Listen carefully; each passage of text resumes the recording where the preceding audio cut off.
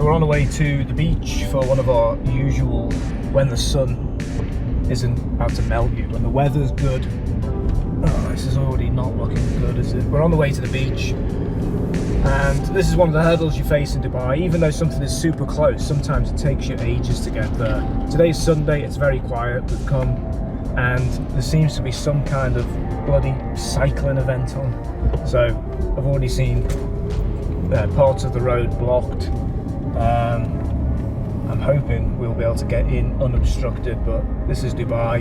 Who knows what's going to happen? It's, for example, my family were over the other day. I took them to this bit of beach I always go to, and it was like Trump's wall had been erected, but there weren't Mexicans trying to get across the border. There were just mustachioed Indians, workers all over the place. They've literally carved the beach up. I've no idea what they're doing. So that beach is out now for God knows how long. But this is it. It's a blessing and a curse for Dubai, because in other countries, if you have a problem, it takes ages. You've got to go through planning, you've got to do this, you've got to do that. Dubai, they say, oh, just cut the road up and we'll add a new bit to it, and it happens in a few weeks. But at the same time, things like this are always happening, so it can be frustrating at the same time as it is having great opportunities to do all these things. Let's see. It's looking all right.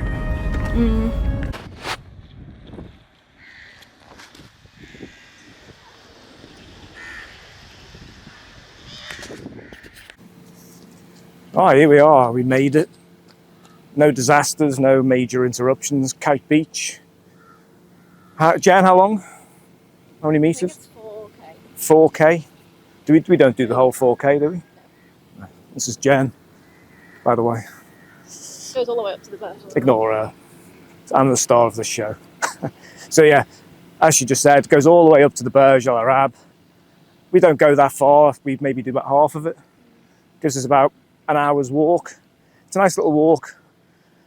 But what I've noticed since the last time we did this is just how many more people there are. And everyone who lives in Dubai notices at the minute how much busier everything is. It's literally just seems to have exploded. So we would do this walk this early as well.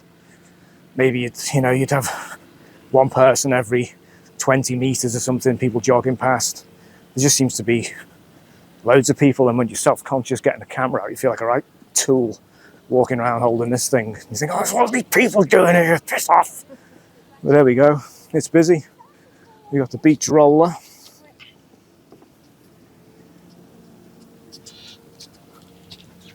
And we've got a million people running, carrying things.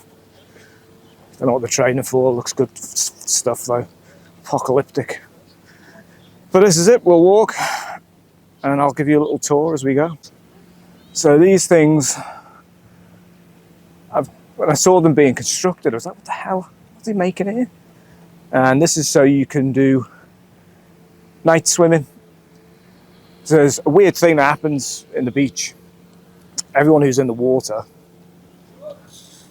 what time the beach is closed? About 6? 6 sunset. So sunset, yeah, is lifeguards stop the surveillance at 6 o'clock. So they walk around blowing whistles. Everyone out of the water, get out. It takes that forever to get everyone out. No one listens. They eventually get out of the water, and then within about 5 minutes of them leaving, everyone goes back in. So they've done their job, and if you drown, then it's your own fault. But this is a quite cool area. This is where I used to come with all this exercise stuff in the background. This is where I used to train one of my clients. I used to have him in this little bit. Where is it? In that little bit of shade. Used to hide him on the floor so he could do his abs and stuff without melting in the sun. And then when it gets too hot, he stops. But yeah, very nice little area, nice place to walk, just really busy. And a cycling path. Woo.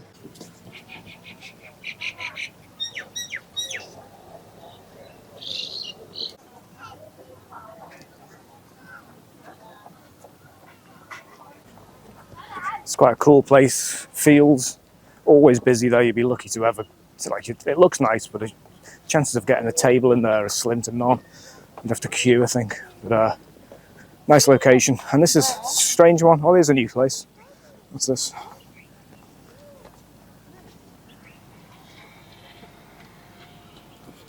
That looks quite cool. Maybe we should go there.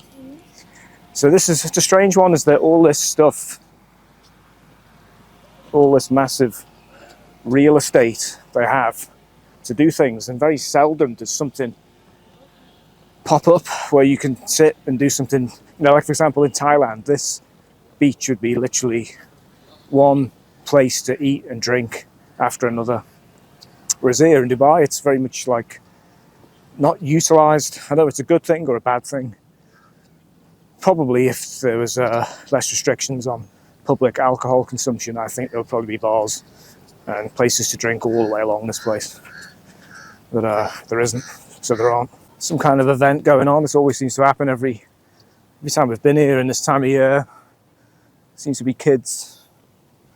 Some kind of community school event, maybe, I don't know. Here's a question for everyone. If on the UK swimming was mandatory practice or a mandatory skill you would do in your primary school, how many people who are watching this have had to do swimming as a mandatory course? Is it a Western thing? Because I know for a fact that most people in China can't swim. That's why when you see this video on YouTube of this UK diplomat, and he was in China, and they were all started gathering around this water. There's this Chinese woman wailing around in the water, half dead, and no one was going. I was like, why aren't they going in to save her? And it's because none of them can swim. And this old guy comes in, rips his clothes off, jumps in, saves her. He's the hero of the day. That's because he went through his primary school swimming lessons.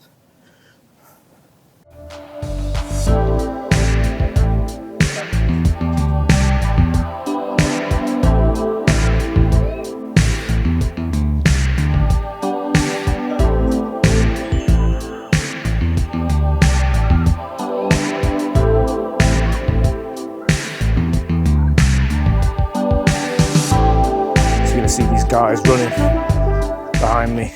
Got the Gov Games coming up, and this is today's. Well, I've already provided you with multiple bits of valuable information, but this is kind of like China's Belt and Road Initiative. The Crown Prince Sheikh Hamdan, isn't it? He is a big fitness advocate, and whereas China has the Belt and Road, I didn't even say it, it's the second time. China has its Belt and Road Initiative. Dubai has its health and fitness initiative. So there's vast swathes of land being carved out for fitness tracks, running past. This is an absolutely enormous cycling path that's been cut right through the beach. And it's great, it's all really good. The only trouble is you can only do it half of the year, because as I keep saying, the other half of the year you're stuck indoors. But then they do things. They have, what's it called, Jen? In the sports thing they have. The big, what's it called? Sports World. Sports World, Dubai Sports World. They take the trade centre. They have a huge amount of space for different sports that they do indoor when it's really hot. Very reasonably priced to get in. They have a gym in there. They have all kinds of ball sports, football camps. There's always something health and fitness related. Right now, as we speak, this is Dubai 30-30, where for the month of November, they try and encourage 30 minutes of exercise for 30 days.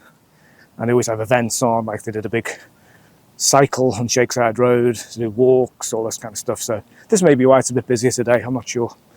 But it's good to see so many people out exercising. And I've noticed there's not a huge amount of fatties, because normally when you look around, all you see in Dubai is generally, forgive me for stating the facts, is obese people.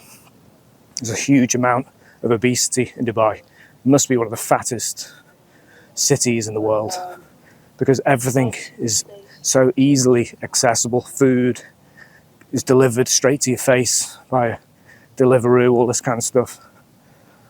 And there's even less incentive to go out and get food, because it's just so easy to order it now.